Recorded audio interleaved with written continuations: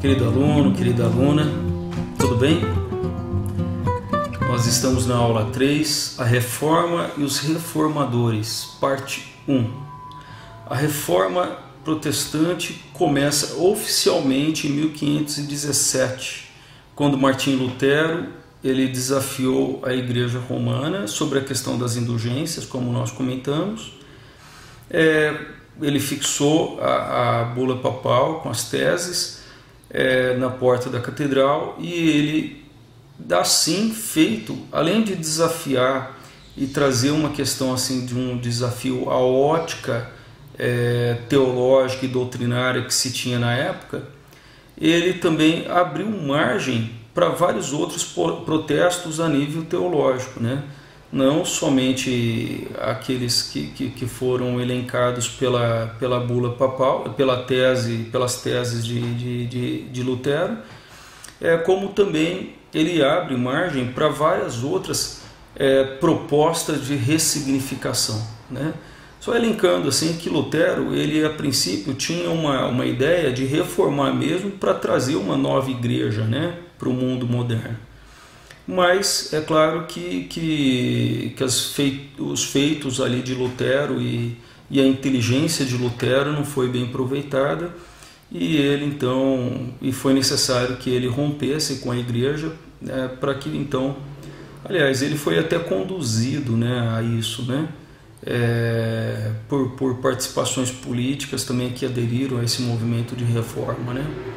Então, assim, Lutero ele foi impelido, né? Ele não tinha outra saída a não ser realmente sair dos muros da Igreja Católica Romana, para poder então trazer novas contribuições para a sociedade moderna, né? Para a religião, para o cristianismo, né?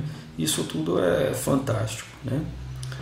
A reforma ela foi a proclamação e inculcação sobre a alegada autoridade da Escritura, de certos pontos de vista sobre a substância do cristianismo ou o caminho da salvação, sobre a organização e as orientações e as ordenanças, né, as orientações da igreja cristã.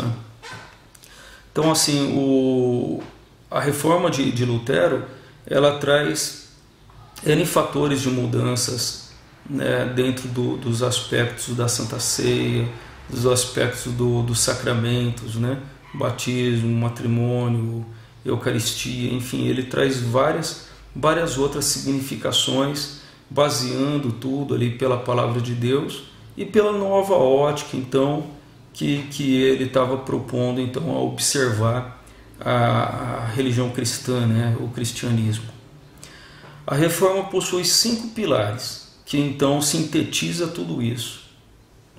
Sola Escritura, que é somente a Bíblia e toda a Bíblia.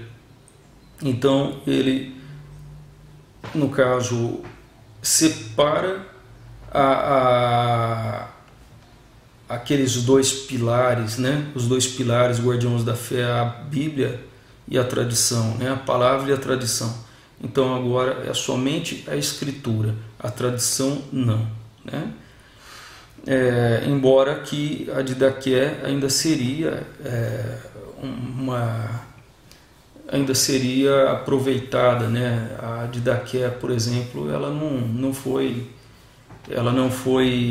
retirada, né, do acervo luterano, e penso eu que de algumas outras denominações protestantes também, né? Sola Escritura, solos Christus, ou seja, somente Cristo, né? Somente Cristo salva, somente Cristo é o caminho. Sola Gratia, somente a graça de Deus, né? Somente a graça de Deus é que nós dependemos para a nossa conversão, para a nossa salvação.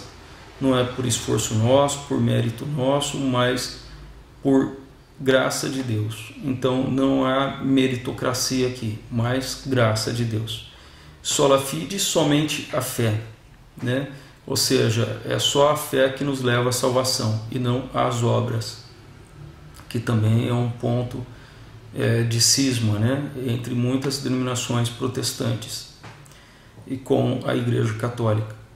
só lhe deu glória, somente a Deus a glória. Então, esses pontos são pontos que sintetizam de tal maneira os pilares da reforma protestante, né? Isso tudo significou uma mudança radical, né? A reforma significou uma mudança radical, né, na forma da sociedade, da população encarar, né, enxergar o cristianismo, a palavra de Deus, enfim, né, também porque a reforma protestante defende que o povo precisa e merece ter em mãos também a Sagrada Escritura, né? Merece ter acesso, e não somente o clero, né? O clero, então alguns nobres, né? Como a monarquia, por exemplo.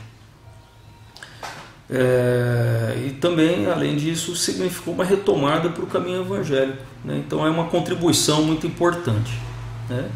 E hoje, depois de 500 anos da reforma, a gente pode olhar para trás, né? Reconhecer os erros mútuos, nos perdoar e dialogar, porque Deus é o Senhor do diálogo.